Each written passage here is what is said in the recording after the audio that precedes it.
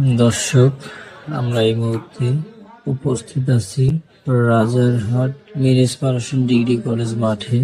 বাংলাদেশ জাতীয়তাবাদী দল বিএনপি রাজারহাট উপজেলা শাখার উদ্যোগে আলোচনা সভা ও ইফতার মাহফিল অনুষ্ঠান।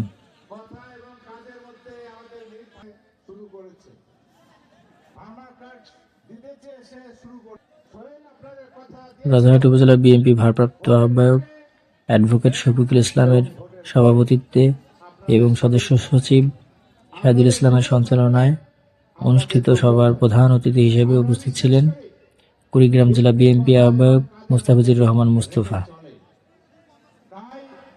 আজকে শুধু ইফতার মাহফিল নয়, আপনাদের যে কোনো দুর্দিনে, যে কোনো দুঃখের দিনে এ সময় উপজেলা সহ ইউনিয়নের বিভিন্ন বিএনপি ও এর অঙ্গ সংগঠন কর্মী উপস্থিত ছিলেন। বিপদ পাড়ি দেবে, সংগ্রাম করবে দিয়েছেন আপনাদের সর্বোচ্চ সম্মান। সভায় প্রধান আলোচক হিসেবে বক্তব্য রাখেন জেলা বিএনপির সদস্য সচিব আলহাজ সোহেল হোসেন কায়কোবাদ। বিশেষ অতিথি হিসেবে উপস্থিত ছিলেন জেলা বিএনপির যুগ্ম আহ্বায়ক হাসিবুর রহমান হাসিব।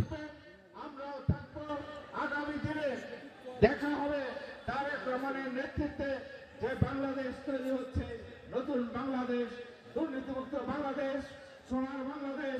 দর্শক, আমি আপনাদের সঙ্গে যুক্ত ছিলাম জাহিদ হাসান, রাজারহাট উপজেলা প্রতিনিধি, কেটিভি নিউজ।